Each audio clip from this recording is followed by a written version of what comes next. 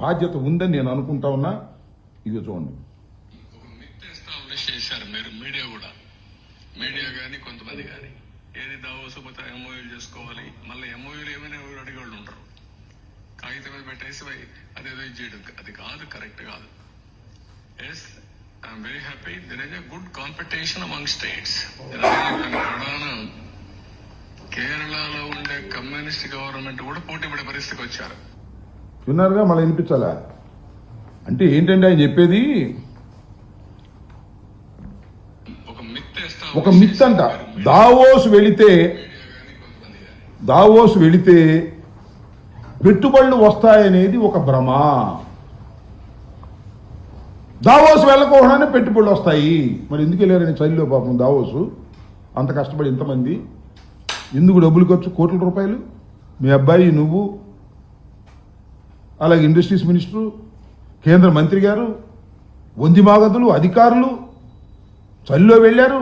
మీరు కోటు కూడా వేసుకోలేదు, అందరూ కోటు వేసుకున్నారు. కానీ చంద్రబాబు నాయుడు గారు కోటు వేసుకోలేదండి. ఎంత కష్టపడ్డాయండి. కోటు అని వేసుకోవడానికి ఆయన ఆరోగ్యం ఎలా చేయదు, ఇది వాస్తవం.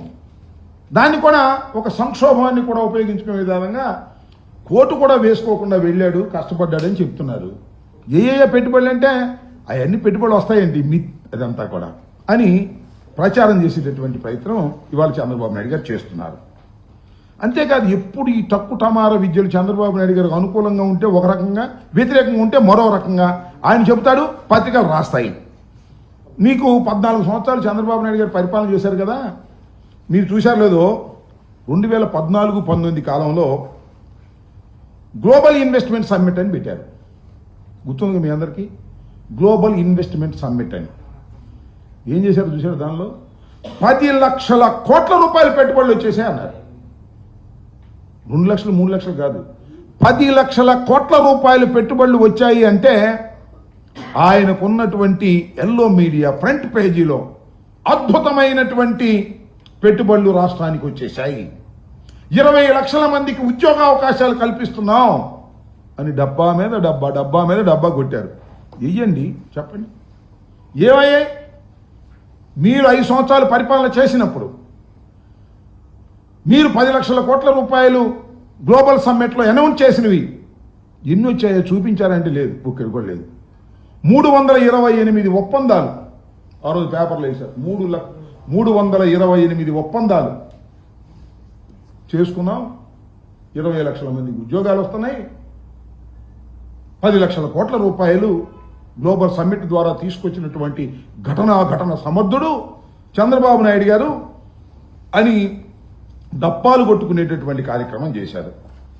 ఇవాళ నేను అడుగుతా ఉన్నా, చంద్రబాబు నాయుడు గారు మరి మీరు వెళ్ళి ఏమీ తీసుకురాలేదు కదా, ఏమీ తీసుకురాలేకపోతే మరి మీరు ఇవాళ ఏం చేస్తున్నారు? ఒకవేళ మేము ఒకానొక సందర్భంలో జగన్మోహన్ రెడ్డి గారు ఇలాంటి ఆర్భాటం ఏమీ లేదు, జగన్మోహన్ రెడ్డి గారు కూడా దావోస్ వెళ్ళారు. ఆయన ఉట్టుచేలతో ఊగించుకురాలా, అది పరిస్థితులు ప్రభావమో అదృష్టమో. 1,26,00,000 కోట్ల రూపాయలు, 1.26 లక్షల కోట్ల రూపాయలు ఎంఓయూలు తీసుకుని పెట్టుబడులు పెట్టించేటటువంటి కార్యక్రమం దావోస్ వెళ్ళి వచ్చిన తర్వాత జగన్మోహన్ రెడ్డి గారి ప్రభుత్వంలో జరిగాయని మనం చేస్తున్నాం. టెక్ మహేంద్ర సిఇఓ గుర్నాని 200 కోట్ల రూపాయలు ఇథనాల్ ప్లాంట్ ఏర్పాటు చేసి ఉత్పత్తి కూడా ప్రారంభించడం జరిగింది. అంతేకాదు, ఆదాని గ్రూప్కు సంబంధించి 60,000 కోట్లతో పెట్టుబడులు వస్తే భూములు కూడా కేటాయించి గ్రీన్ ఎనర్జీకి సంబంధించినటువంటి ఇండస్ట్రీని శరవేగంగా ముందుకు తీసుకువెళ్లే కార్యక్రమాలు ఇవాళ ఆ రోజు జరిగాయి. అంతేకాదు, 37,000 కోట్ల పెట్టుబడితో వచ్చిన గ్రీన్ కో కంపెనీ, కర్నూలు జిల్లాలో గ్రీన్ కో కంపెనీ మొన్న కూడా చంద్రబాబు నాయుడు గారి మరి ఉప ముఖ్యమంత్రి గారు వెళ్ళారు, పవన్ కళ్యాణ్ గారు వెళ్ళి అద్భుతమైనటువంటిది ఇది అని కూడా చెప్పడం జరిగింది. ఇలా అరబిందో సంబంధించినటువంటి గ్రీన్ ఎనర్జీ 28,000 కోట్ల రూపాయలు పెట్టుబడి పెట్టింది. ఇవన్నీ కూడా జగన్మోహన్ రెడ్డి గారి టైంలో జరిగితే మాత్రం ఇవన్నీ జరగలేదు, మేము మాత్రం బ్రహ్మాండంగా చేసామని డప్పాలు కొట్టుకునేటటువంటి కార్యక్రమం చేయటం జరుగుతూ ఉంది. ఒకసారి ఎందుకో కొన్ని కారణాల వల్ల జగన్మోహన్ రెడ్డి గారు దావోస్ వెళ్ళకపోతే ఏంటండి, ఇదిగో ఈనాడు పేపర్ చూడండి, ఓషోష్ మనకెందుకు దావోస్?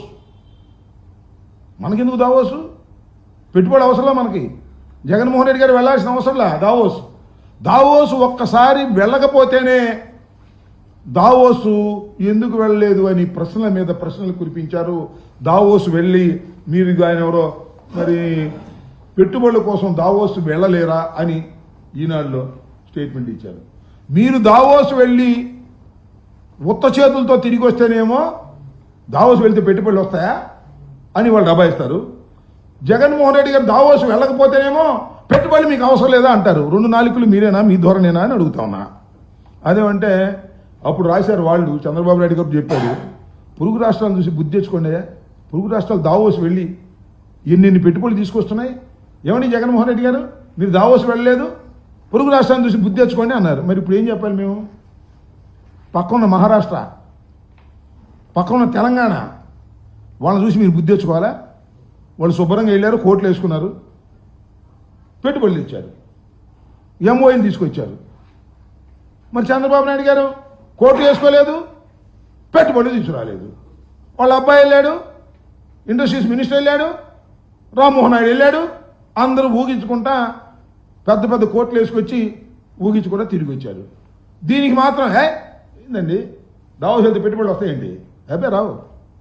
ఎంఓఏ వేసుకుని సరిపోయిందా అంటారు ఇవాళ కోతలు. ఎట్టు పడితే అటు నాలుగు తిప్పేటటువంటి కార్యక్రమం నారా చంద్రబాబు నాయుడు గారు చేసేటటువంటి ప్రయత్నం చేస్తున్నారు.